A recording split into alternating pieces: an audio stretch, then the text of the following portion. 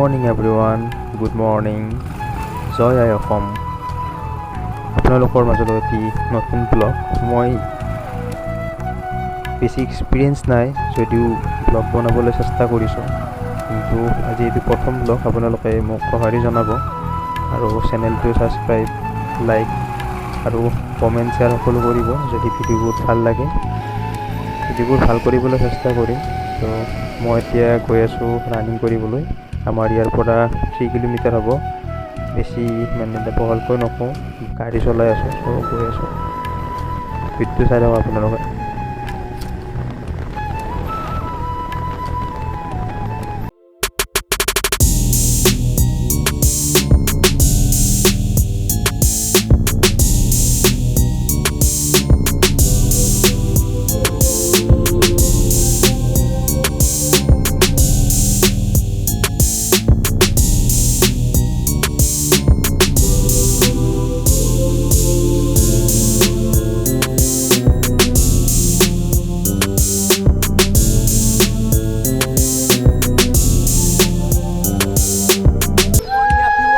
আজি মই আহিছোঁ এটা ভাল লোকেশ্যনত, ভাল ট্ৰিপত নহয়, ভাল লোকেশ্যনত আহিছোঁ। আৰু লোকেশ্যনটোত আহিছোঁ কিন্তু কি এনজয় কৰিবলৈ অহা নাই, এটা হাৰ্ড ৱৰ্ক কৰিবলৈ আহিছোঁ, কষ্ট কৰিবলৈ আহিছোঁ।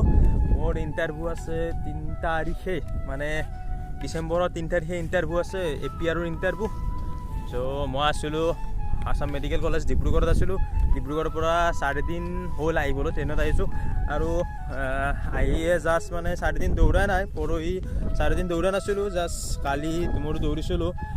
দৌৰোঁতে মানে কেনেকুৱা হ'ল, ফিল্ডখন মানে আমাৰ ঘৰৰ পৰা 3 কিলোমিটাৰ দূৰত্বত হ'ব, আৰু ডিষ্টেঞ্চ 3 কিলোমিটাৰ হ'ব। সেইটো মানে আপোনালোকক দেখুৱাই দিওঁ, সেইটো টাৱাৰ দেখিছে, সেইটো টাৱাৰ। আৰু ইফালে এখন আছে পাব্লিক স্কুল। এনেকুৱা চিধা ইয়াৰ পৰা 3 কিলোমিটাৰে হ'ব। আৰু মানে এনেকুৱা এটা ভাল পৰিৱেশত, গাঁৱলীয়া পৰিৱেশত দৌৰা ৰানিং কৰাটো ভাল লাগে। আৰু এতিয়া 11:30, মই 12টা বজালৈ ৰখি আছোঁ দৌৰিবলৈ, কাৰণ অলপ ৰ'দ দিয়ালৈ মানে ৱেইট কৰি আছোঁ। কাৰণ আজি ৰ'দ দিয়াই নাই। কাৰণ কিয় দিয়া নাই, মানে অলপ বতৰটো ঠাণ্ডা, আৰু মানে অলপ ঠাণ্ডা আৰু অলপ বতাহ দি আছে, ভাল লাগি আছে, মনটো ভাল লাগি আছে। কিন্তু মানে ৰ'দলৈ ৰখি আছোঁ, কাৰণ ৰ'দত দৌৰিব কিয় লাগে, কাৰণ পুলিচত যেতিয়া ইণ্টাৰভিউ দিব যাম তেতিয়া এনেকুৱা হয়, মানে ৰাতিপুৱা 4-5 বজাৰ পৰা লাইন পাতি 1টামান বজাত দৌৰিব দিয়ে, বা 12টামান বজাত দৌৰিব দিয়ে। তেতিয়া মানে ষ্টেমিনাবোৰ ল' হৈ যায়, ষ্টেমিনা নোহোৱা হৈ যায় আৰু দৌৰিব নোৱাৰি। সেইকাৰণে ৱেইট কৰি আছোঁ 12টা বজালৈ ৰানিং কৰিবলৈ। চ' লেটছ গ' গাইজ। আৰু ভিডিঅ'টো সেইটো মোৰ নতুন চেনেল, নতুন ভিডিঅ', আৰু আপোনালোকে সঁহাৰি জনাব মোক, আৰু এনেকৈ সদায় ভিডিঅ' দিবলৈ চেষ্টা কৰিম। চ' এতিয়া মই দৌৰিবলৈ আৰম্ভ কৰোঁ। এইখন হৈছে এখন 200 মিটাৰৰ ফিল্ড, আপোনালোকক দেখুৱাই দিওঁ। এইখন হৈছে এখন 200 মিটাৰৰ ফিল্ড। ইয়াত 16 পাক মাৰিলে 3200 মিটাৰ হয়। আৰু ফিল্ডখন ইমান সাজ নহয় দেই, ইমান সাজ নহ'লেও কিন্তু ইয়াৰ পৰা আছাম পুলিচত, তাৰপিছত আছাম পুলিচত এনেকুৱা বহুত ইণ্টাৰভিউত ইয়াৰ পৰা পাছ কৰিছে। আৰু মোৰ 3 তাৰিখে ৱালেক্সৰ ইণ্টাৰভিউ আছে। মোৰ বুলি নহয়, বহুত অসমৰ বহু ল'ৰা ছোৱালীৰ আছে, আৰু সকলোকে শুভেচ্ছা জনালোঁ। এইখন ফিল্ডত দৌৰি থকা সকলো ল'ৰা ছোৱালীক, আৰু অসমবাসী যিমান ল'ৰা ছোৱালী আছে, APRৰ ইণ্টাৰভিউ আৰু ফায়াৰ, মানে কনষ্টেবল APR ফায়াৰৰ ইণ্টাৰভিউ যোনে দিব, সকলোলৈ স্বাগতম। আৰু এইটো আছে ইটাৰ বেটা, এইখন মডাৰ্ণ পাব্লিক স্কুল, এইটো টাৱাৰ, তাত মোৰ ঘৰ। এনেকৈ আহিছোঁ, এনেকৈ আহি ইয়াতে দৌৰিবলৈ আহিছোঁ, ইমান কষ্ট কৰি ৰ'দত। তো মানে পাছ কৰিব লাগিব। চ' লেটছ গ' গাইজ। ৰানিং কৰাৰ আগতে আমি অলপ ৱাৰ্ম আপ কৰি ল'ম। সকলোকে ৰিকুৱেষ্ট থাকিল, মানে যোনে ৰানিং কৰে, ৰিকুৱেষ্ট যাতে 10 মিনিট বা 5 মিনিট আপোনালোকে ৱাৰ্ম আপ কৰি লয়। তেতিয়া অলপ মানে ভৰিৰ মানে যিবোৰ জইন থাকে সেইবোৰ মানে অলপ খোলা হয়। চ' সকলোৱে যাতে এনেকৈ ৱাৰ্ম আপ কৰি লয়। ধন্যবাদ। মই দৌৰি থাকোঁতে কোনো নাছিল, সেইকাৰণে ক্লিপ ল'ব নোৱাৰিলোঁ, চৰি। সিহঁতে দৌৰি আছে, সেইকাৰণে মই সিহঁতৰ এটা ক্লিপ লৈ দিছোঁ। আৰু ৰানিং কৰা হৈ গ'ল। এতিয়া 16 পাক মাৰিছিলোঁ। 16 পাক মাৰোঁতে মানে ফাৰ্ষ্ট পাকত মই এইটো মানে ষ্টাৰ্ট কৰিলোঁ, ষ্টপ ৱাচটো মানে ষ্টাৰ্ট কৰাৰ মানে দৌৰি আছিলোঁ। ৰানিং কৰি থাকোঁতে মানে যেতিয়া 3 পাক হ'ল না, 3 পাক হোৱাৰ ফলত মানে যেতিয়া মই টাইমটো চালোঁ, মানে এইটো ক'ৰবাত স্ক্ৰীণটোত টাচ হৈ গৈছে, টাইমটো বন্ধ হৈ আছে। গমেই নাপালোঁ কিমান টাইম লাগে। কাষতে এখন লং জাম্পৰ ফিল্ড আছিল, তাত মানে লং জাম্প মাৰিলোঁ। 15.5 অলপ মানে আগত গৈছে, মানে 16 কাষত গৈছে আৰু এনেকৈ ৰানিং কৰাৰ পিছত আৰু মানে 16 পাক ৰানিং কৰি 3টা লং জাম্প মৰাৰ পিছত বহুত ভাগৰ লাগিছিল, মানে পানীও নিয়া নাছিলোঁ। এনেকৈ ইয়াতে সমাপ্ত, মানে ৰানিং কৰা সমাপ্ত হৈছিল। এনেকৈ ঘৰলৈ আহি আছিলোঁ। তাৰপিছত আপোনালোকে চাই দেখক কি হয়।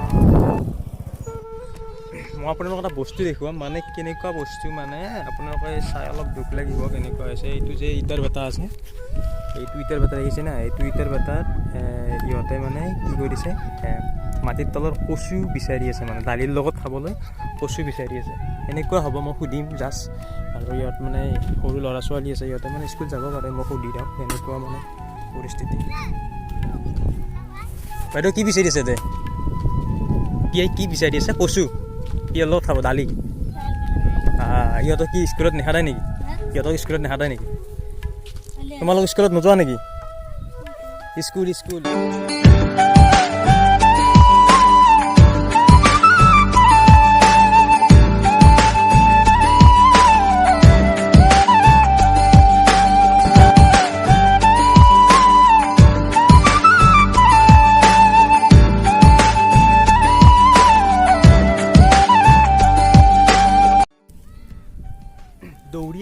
যেতিয়া দৌৰি আহি কিনে মানে এনেকুৱা আহি আছিলোঁ, আহি থাকোঁতে মানে এনেকুৱা এটা পৰিৱেশ এটা পালোঁ। মানে কেনেকুৱা পৰিৱেশ, এডাল গাছ দেখিছে, ইমান বঢ়িয়া গাছডাল। এই গাছৰ মাজত ছায়াত এই গাড়ীখন থৈছোঁ, ইয়াতে অলপ মানে বহিম আৰু এনেই জাষ্ট বহিম, অলপ ৰেষ্ট ল'ম মানে দৌৰাৰ পিছত।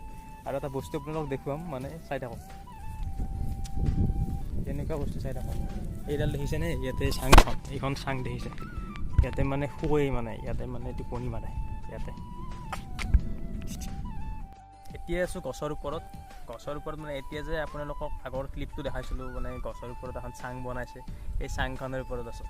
আৰু আপোনালোকে ভাবি আছে এই চুলিকেইডাল মই এনেকৈ কিয় কাটিছোঁ। মানে মই এইবাৰ ডিব্ৰুগড় মেডিকেল কলেজত এডমিশ্যন লৈছোঁ ফাৰ্মাচীত। চ' মানে তাত মেডিকেলৰ কিবা এটা নিয়ম আছে, মানে এনেকৈ চুলিকেইটা কাটিব লাগে। চ' মানে এনেকৈ কাটিছোঁ।